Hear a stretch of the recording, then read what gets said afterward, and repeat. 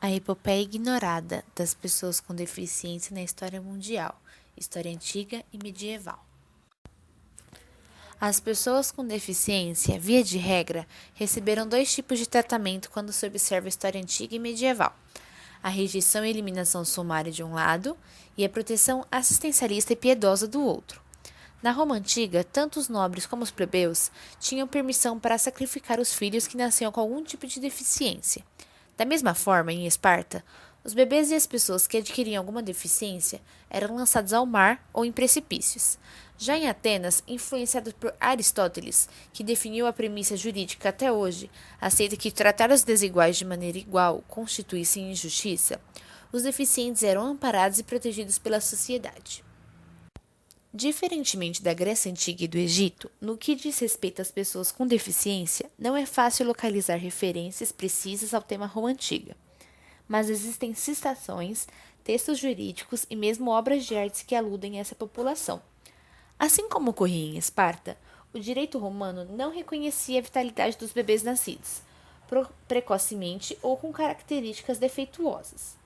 Entretanto, o costume não se voltava necessariamente para a execução sumária da criança, embora isso também ocorresse.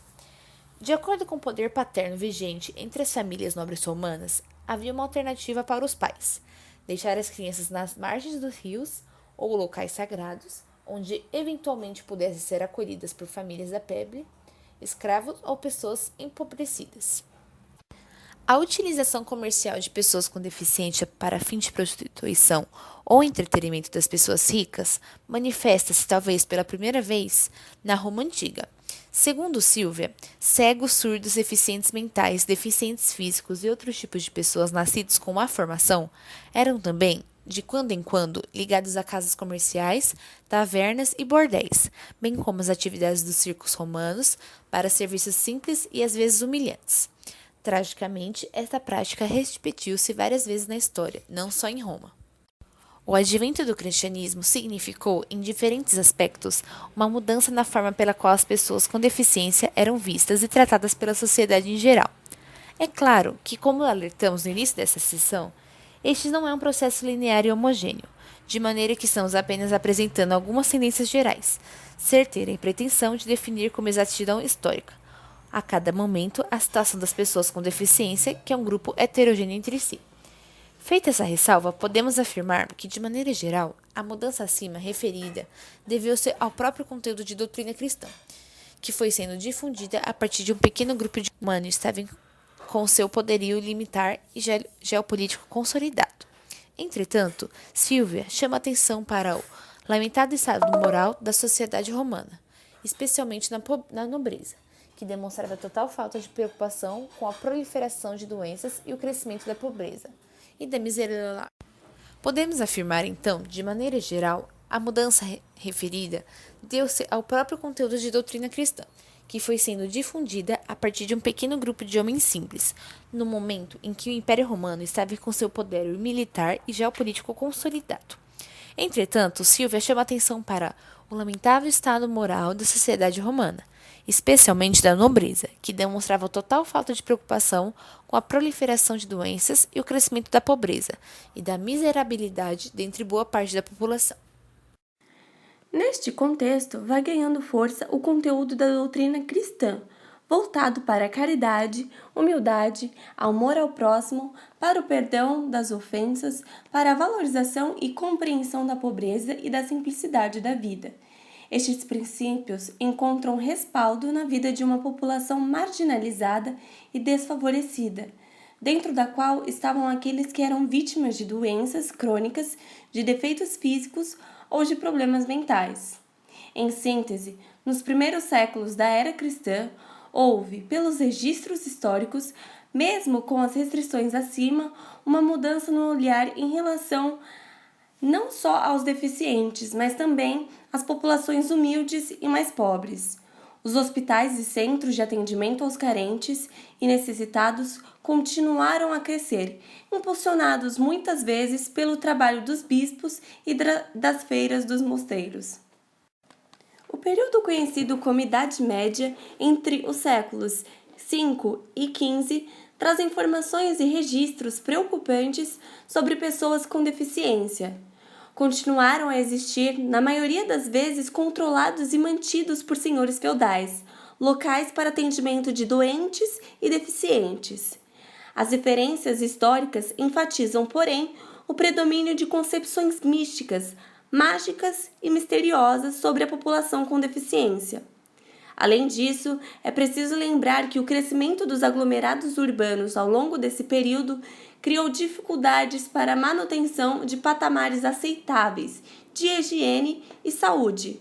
Durante muitos séculos, os habitantes das cidades medievais viveram sob a permanente ameaça das epidemias ou doenças mais sérias. As incapacidades físicas, os sérios problemas mentais e as malformações congênitas eram considerados quase sempre como sinais de ira divina, taxados como castigo de Deus. A própria Igreja Católica adota comportamentos discriminatórios e de perseguição, substituindo a caridade pela rejeição àqueles que fugiam de um padrão de normalidade, seja pelo aspecto físico ou por defenderem crenças alternativas, em particular, no período da Inquisição nos séculos XI e XII. Mudanças dos séculos XV a XVII. O período conhecido como Renascimento não resolveu, naturalmente, esta situação de maneira satisfatória, mas, sem dúvida, ele marca uma fase mais esclarecida da humanidade e das sociedades em geral, com o advento de direitos reconhecidos como universais a partir de uma filosofia humanista e com o avanço da ciência. Entre os séculos XV e XVII, no mundo europeu cristão, ocorreu uma paulatina e inquestionável mudança sociocultural, cujas marcas principais foram os dogmas e crendices típicas da Idade Média. De certa forma, o homem deixou de ser um escravo dos pobres naturais ou da ira divina. Esse novo modelo de pensar revolucionário sobre muitos aspectos alteraria a vida do homem menos privilegiado também. Ou seja, a imensa legião de pobres, dos enfermos, enfim dos marginalizados. E dentre eles, sempre e sem sombra de dúvidas, os portadores de problemas físicos, sensoriais ou mentais. Ao longo dos séculos XVI e XVII, em diferentes países europeus, foram sendo construídos locais de atendimento específico para pessoas com deficiência, fora os tradicionais abrigos ou asilos para pobres e velhos. A respeito das malformações físicas ou limitações sensoriais, essas pessoas, de maneira esporádica e ainda tímida, começaram a ser valorizadas enquanto seres humanos. Entretanto, além de outras práticas discriminatórias, mantinha-se o bloqueio ao sacerdócio desses indivíduos pela Igreja Católica.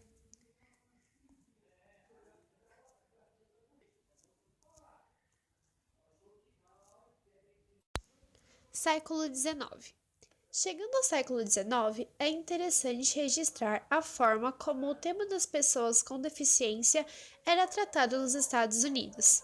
Neste país, já em 1811, foram tomadas providências para garantir moradia e alimentação a marinheiros ou fuzileiros navais que viessem a adquirir limitações físicas. Assim, desde cedo, estabeleceu-se uma atenção específica para pessoas com deficiência nos Estados Unidos, em especial para os veteranos de guerra ou outros confrontos militares. Depois da Guerra Civil Norte-Americana, foi construído na Filadélfia, em 1867, o Lar Nacional para Soldados Voluntários Deficientes, que posteriormente teria outras unidades. No século XX, a assistência, o tratamento dado para as pessoas com deficiência, ele teve um substancial avanço. Em 1919, foi criada uma comissão chamada Comissão Central da Grã-Bretanha para o Cuidado com o Deficiente. Fazendo uma comparação com os dias atuais, é verdade que ainda existe muito maus tratos, muita discriminação, mas o amadurecimento das civilizações, o avanço de temas ligados à cidadania e direitos humanos, eles provocaram um olhar diferenciado para com os deficientes. Então, apostando no futuro da nação, a gente tem esperança de que daqui 30 anos, 50 anos, isso seja algo já superado por nós todos.